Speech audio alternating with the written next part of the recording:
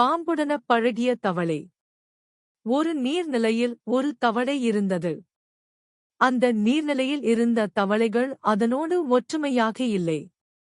மேலும் அதை துன்பப்படுத்திக் கொண்டிருந்தன.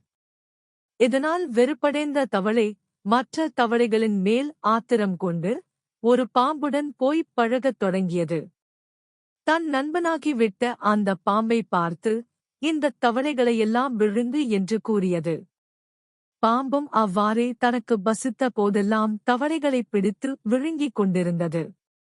தன் எதிரிகள் சாவதைக் கண்டு அந்தத் தவளை மன மகிழ்ச்சி கொண்டிருந்தது. பாம்பு விழுங்கி விழுங்கி தவளைகளெல்லாம் ஒழிந்து போய் விட்டன. கடைசியில் இந்தத் தவளையின் குடும்பம் ஒன்றுதான் மிஞ்சியது. எல்லாரும் ஒழிந்தார்கள் என்று இந்தத் தவளை களிப்புற்றிருக்கும் நேரம் பார்த்து பாம்பு அங்கே வந்தது.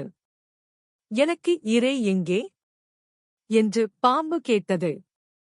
எல்லாம் தான் தீர்ந்து விட்டதே, தெரியவில்லையா? என்று தவளை கேட்டது. உடனே பாம்புக்குக் கோபம் வந்தது. அது தவளையைப் பார்த்து கூறியது.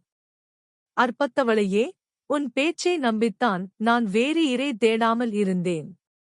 இப்போது நீ எனக்கு இரை தர வழி செய்யாவிட்டால் உன்னையும் விழுங்கி விடுவேன் என்று சொல்லித் தவளையின் குஞ்சுகளை விழுங்கி விட்டது. தவளைக்கு வந்த துயரத்திற்கு அளவே இல்லை. அப்போதுதான் தான் ஆத்திரத்தில் அறிவிழந்தது அதற்குத் தெரிந்தது.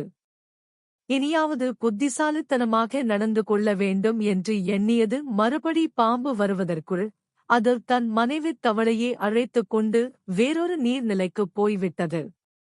அந்த நீர்நிலையில் இருந்த தவளைகளுடன் அது அன்பாக பழகிக் கொண்டு இன்பமாக இருந்தது.